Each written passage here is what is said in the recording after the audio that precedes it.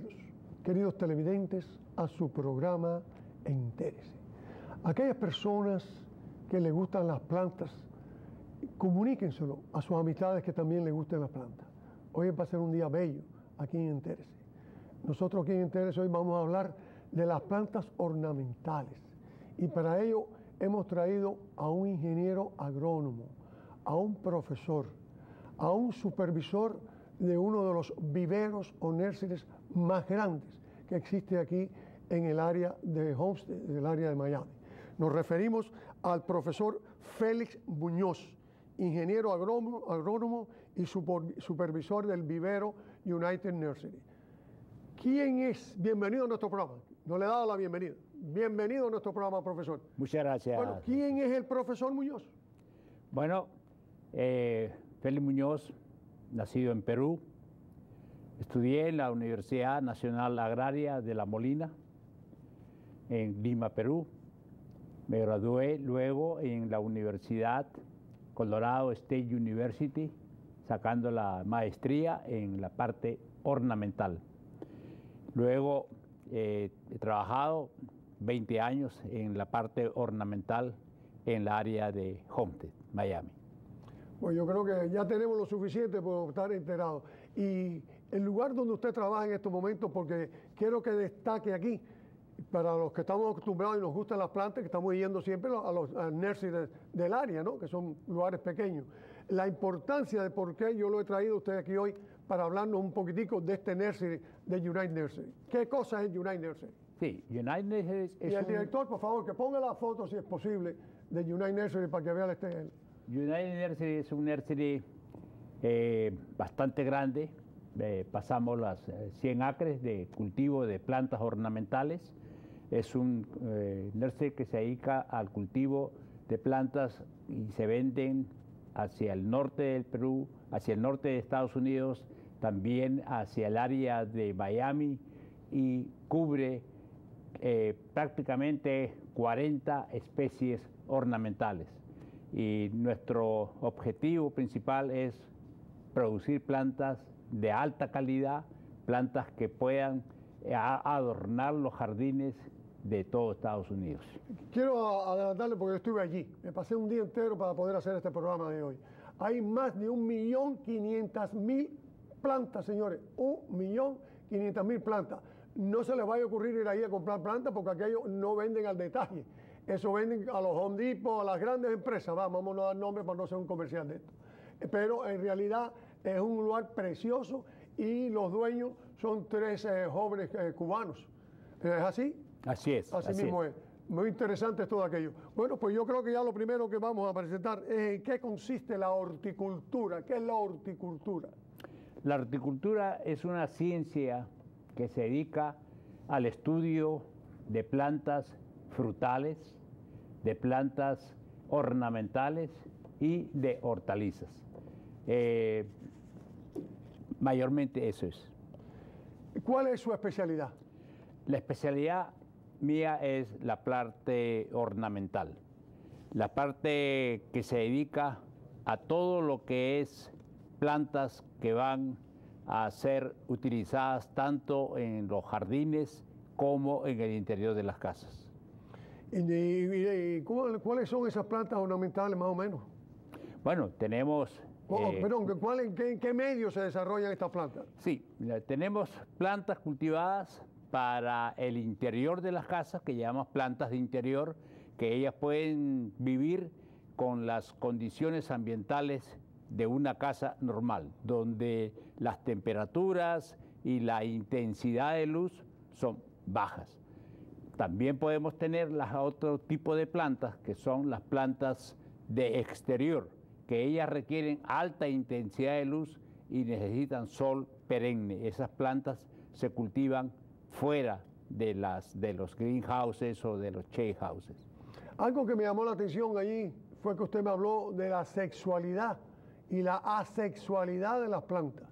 Primera vez que yo oigo el problema de sexual entre las plantas y la sexualidad entre las plantas, ¿no? Sí, las plantas se propagan por vía sexual o por vía asexual.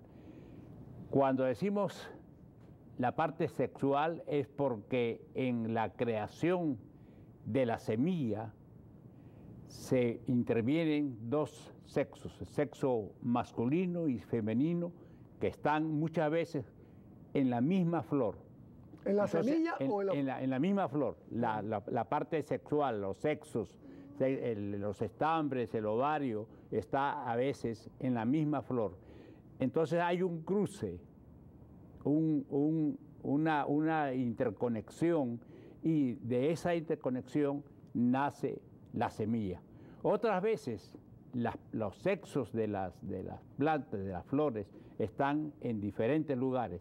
Hay flores que son solamente masculinas y hay flores que solamente tienen el sexo femenino. Entonces, en ese caso, es a través del viento, a través de los insectos o artificialmente el hombre hace la cruza y obtenemos la semilla, y la semilla se siembra y entonces tenemos una planta creada sexualmente, porque han intervenido sexos. Eso se ve, por ejemplo, yo he visto que los anones necesitan ese problema. Se ha dicho a veces que no hay anones porque el bicho, la planta, el insecto que trae la sexualidad a la mata de anón ha desaparecido. O la frutabomba, por ejemplo, también esa es otra mata que necesita el sexo que venga de afuera.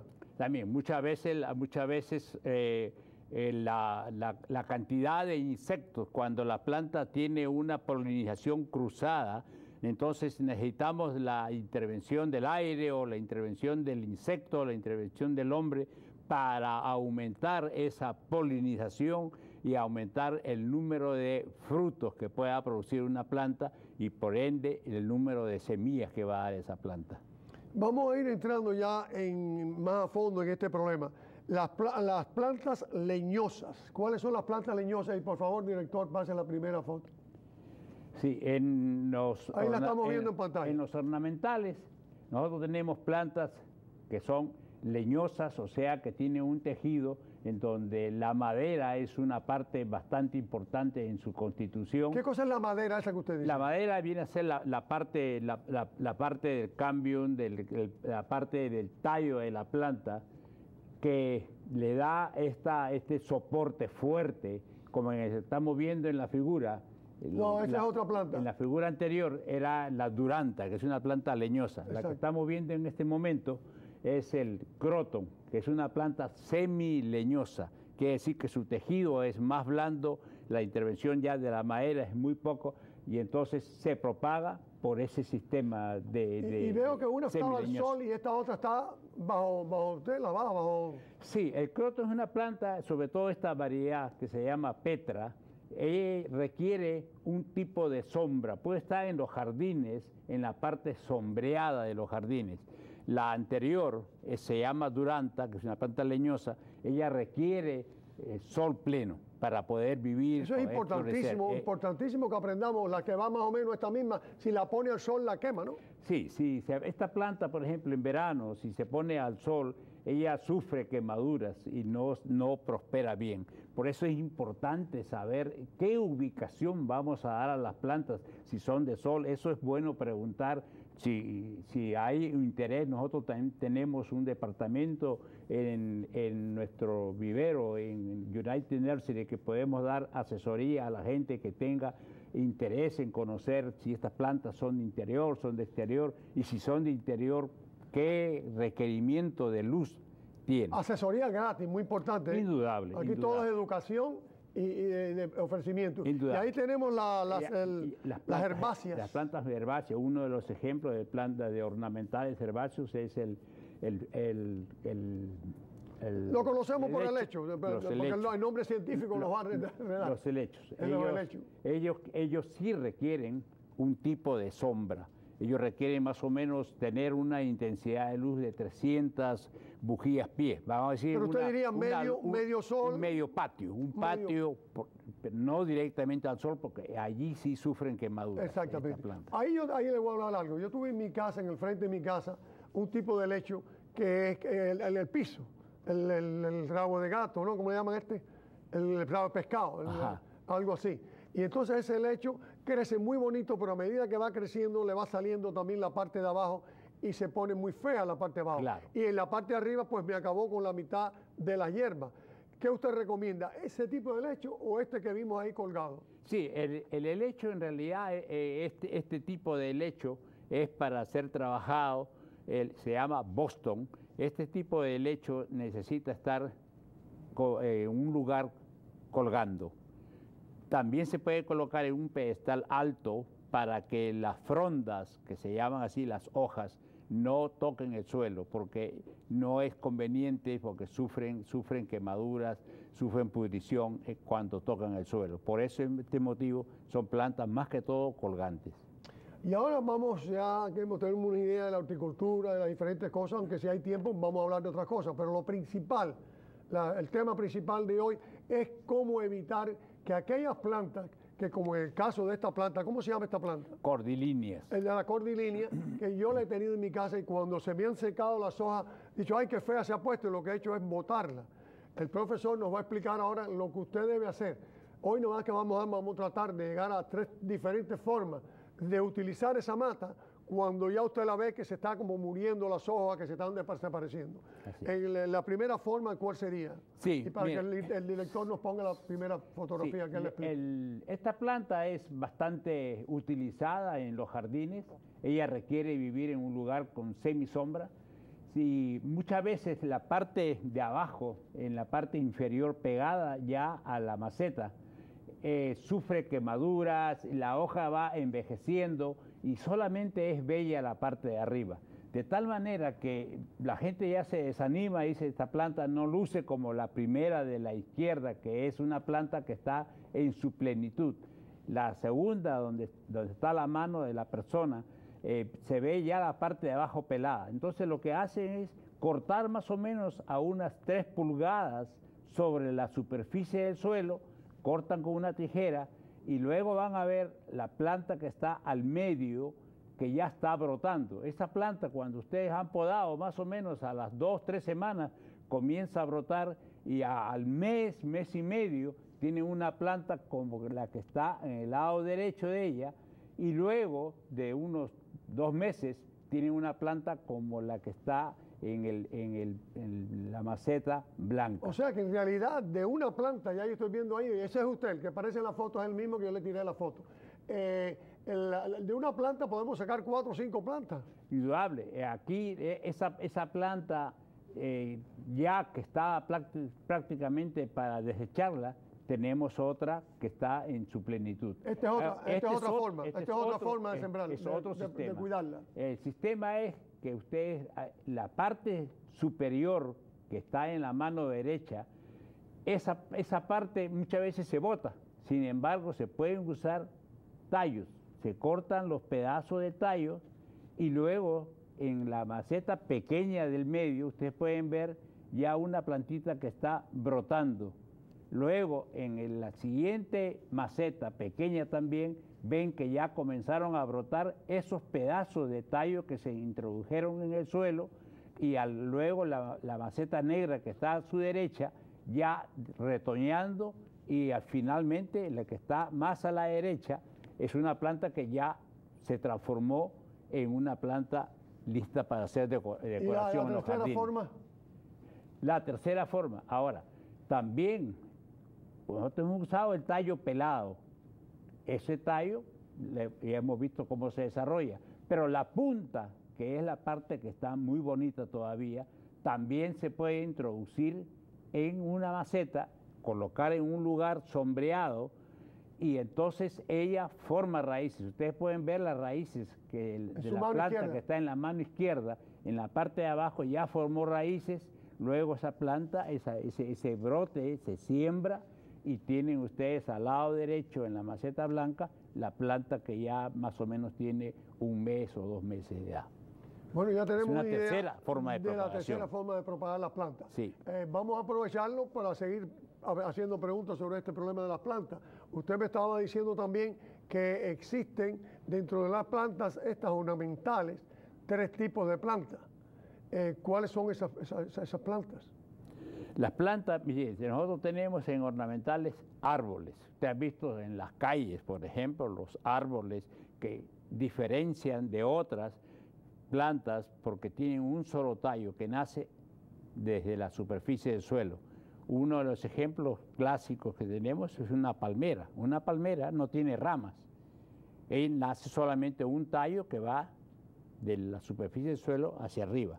Por eso se llaman esos árboles. O sea, en la parte de horticultura ornamental tenemos los árboles. Tenemos otras plantas también, jacarandá, que tienen una flor azul, muy bonita. Una serie de plantas que se llaman árboles ornamentales. Luego tenemos otras plantas que también tienen muchas ramas que nacen desde el suelo, van hacia arriba, 3, 4, 5, 8 ramas y como se por llaman ejemplo arbustos. Por ejemplo, el crotón, el mar Pacífico, que le llaman aquí también hibiscus. Todas esas plantas tienen muchas ramas que vienen desde la superficie y forman un arbusto. Luego tenemos el tercer grupo, que son las plantas herbáceas. Son pequeñas plantas como las petunias, por ejemplo, que ellas desarrollan bastante bien también. Ahora, en esta misma clasificación de las plantas ornamentales podemos encontrar algunas plantas que se propagan también por semillas, que son bajas, que dijimos que se llamaban plantas herbáceas, que pueden llegar a reproducirse fácilmente por medio de la semilla. En las campas, los árboles frutales ya están fuera de lo que es el árbol ornamental. No, prácticamente en un jardín. Porque hoy en día se está usando todo. Indudable, indudable. Siempre se dice, ok, mi padre decía, yo quisiera tener una planta que sea ornamental, pero que también me produzca frutos, que produzca flores y que produzcan frutos también. Eso es posible. Ahora en el jardín siempre tratamos de introducir algún árbol, inclusive una planta de plátano, y ella da muy bien, o una fruta bomba dentro del jardín. Los ornamentales caen muy bien también dentro del complemento ornamental del jardín. Háblenos un poco sobre el plátano, porque yo he tenido muchos problemas con los plátanos, especialmente ahora en esta época de frío. Mientras más grande es el plátano, más pronto se mueren las hojas. Está el plátano, creo que es el jamaiquino, que es el que da el plátano grande, y están los plátanos chiquitos, manzanos, que son plátanos. ¿Cuál es el que usted recomienda? ¿En dónde deben sembrarse los plátanos? Sí, el plátano en realidad debería sembrarse en un lugar del jardín donde hay poco viento, porque las hojas son muy sensibles al viento y se rompen. Entonces, al romperse la hoja, que es muy importante en la producción de la fruta, porque si no hay hojas, no hay fotosíntesis. La hoja es la parte de la planta que produce la comida, que produce los almidones, que produce todo ese tipo de elementos que hace que la planta siga desarrollándose. Entonces, cuidado con la hoja, que esté sana completamente, que no se rompa principalmente. En una esquina, en un lugar protegido.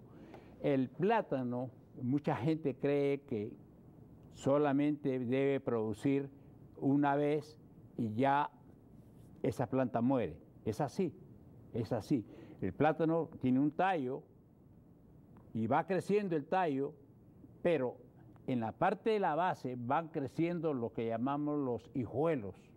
Esos hijuelos los tenemos que ir cuidando, hay que ir fertilizando, hay que aplicar tierra nueva al costado para que los hijos sigan creciendo al costado, mientras que la otra planta sigue creciendo y comienza a dar frutos. Una vez que da frutos, cortamos ese tallo y entonces cosechamos. Y se deja ese tallo. Ese tallo puede quedar ahí porque él se va alimenta a los hijos. Él se va a ir pudriendo, porque ya los hijos, los retoños, están desarrollando. Entonces, dentro de 2 meses, 3 meses, los retoños ya están también listos como para producir, mientras que los otros hijos siguen saliendo. Siempre es bueno limpiar, porque ellos botan muchas hojas que se van deteriorando, y esas hojas siempre es bueno limpiarlas para que los hijos tengan bastante luminosidad y puedan desarrollarse. Algo que usted me explicó también, porque yo lo voy a utilizar ahora. Cuando traigo un médico le pregunto sobre mis problemas, y ahora aquí le voy a preguntar sobre mis problemas desde el punto de vista ornamental. Encantado. Yo tengo una mata de zapote que ya tiene 20 años, la he cogido para ponerle orquídea, que en los 20 años me ha dado, en 3 años me dio un zapote en cada año y más nunca me ha dado un zapote. Hay mucha queja de eso. ¿Cuál es su experiencia? Bueno, aquí tenemos que volver al caso de la reproducción sexual y asexual para poder entender el tema. Si nosotros compramos una planta que ha sido propagada por semilla, en el zapote, por ejemplo, usted saca una semilla de zapote, la coloca al suelo y la va regando y sale la planta. Y la tengo y la he tenido. Claro, esa planta que ha provenido de semilla, no sabemos quiénes son los padres, no conocemos. Es una semilla que ha venido de un hecho sexual. Entonces, esa planta puede de repente no producir frutos durante toda su vida, o producir un fruto pequeño, o producir 4 frutos al año.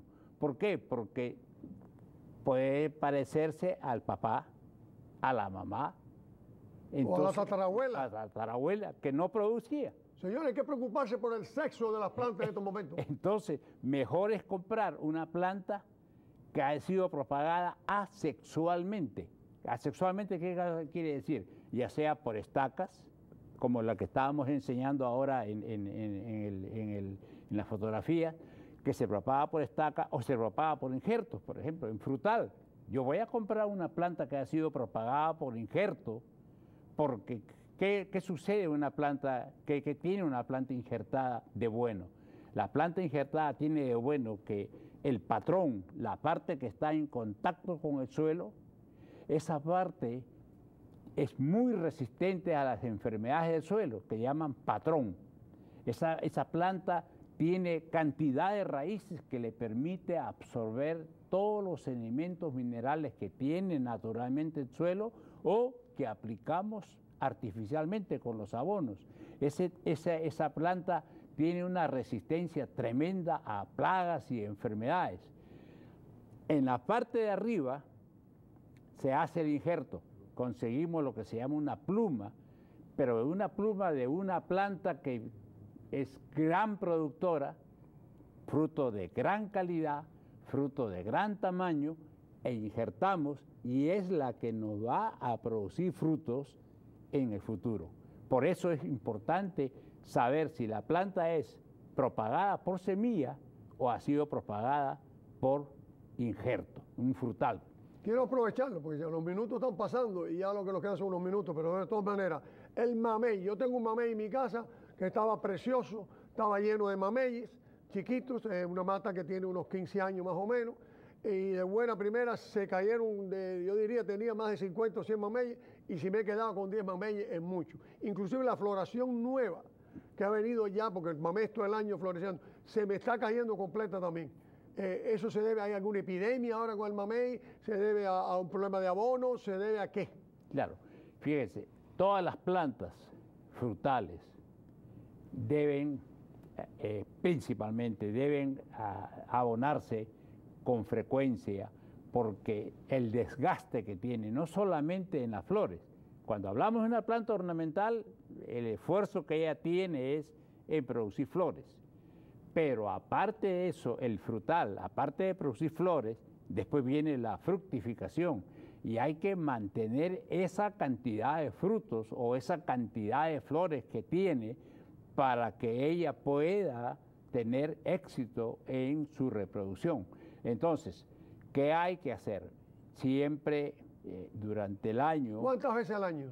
Por lo menos en la época de cuando viene la primavera aquí, cuando viene, digamos, mediados a finales de marzo, es la época de comenzar nuevamente la fertilización, porque es la época cuando las raíces se reactivan y comienzan a absorber el elemento mineral que encuentren en el suelo. Esa es la mejor época para ir...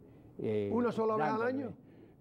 Pues ya una vez que pasa la primera aplicación en mediados de marzo, puede ser aplicado ya en septiembre, octubre, otra vez. Y el problema del agua en el mamey, que dicen que es importantísimo echarle agua al mamey todos los días.